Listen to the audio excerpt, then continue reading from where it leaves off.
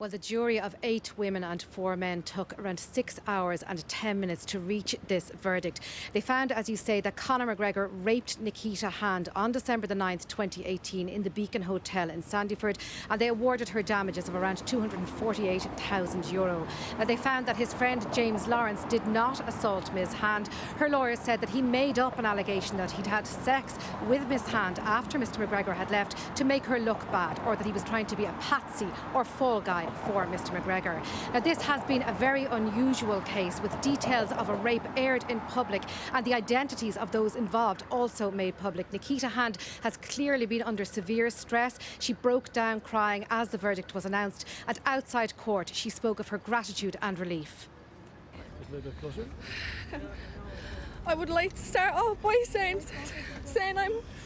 I'm overwhelmed, untouched by the support I have received from everybody.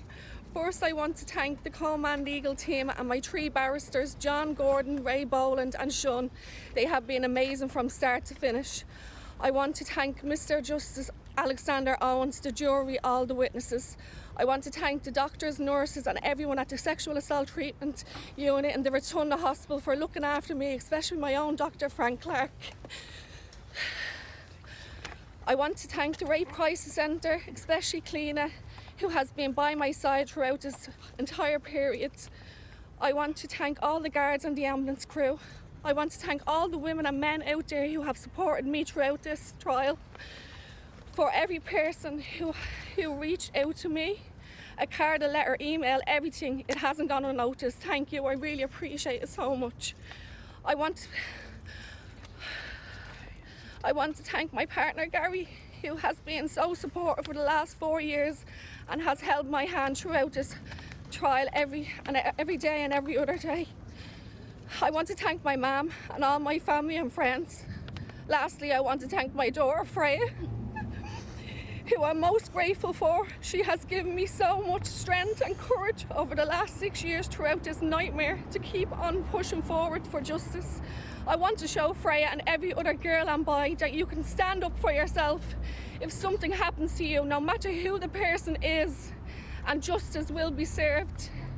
To all the victims of sexual assault, I hope my story is a reminder that no matter how afraid you might be, speak up, you have a voice, and keep on fighting for justice.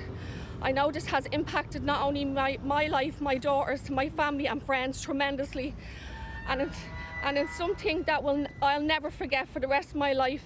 But now that justice has been served, I can now try and move on and look forward to the future with my family and friends and daughter. Well, as you may have been able to see from that clip there was a huge media presence outside court. As the verdict was announced, Mr. Mcgregor put his head in his hands and then he walked out of the court hand in hand with his fiancée, Dee Devlin, into that huge media scrum. He was asked by journalists how he felt about the fact that a jury at the High Court has now described him as a rapist. He was asked if he had any reaction. He was asked if he was going to say sorry. He didn't say anything. He made no comment as his security staff manhandled members of the media out of the way, and he got back into his car. Now, Mr. Mcgregor's father has been with him every day during this 2.5-week trial, but today Mr. Mcgregor was joined by a large group of other family members and friends in court.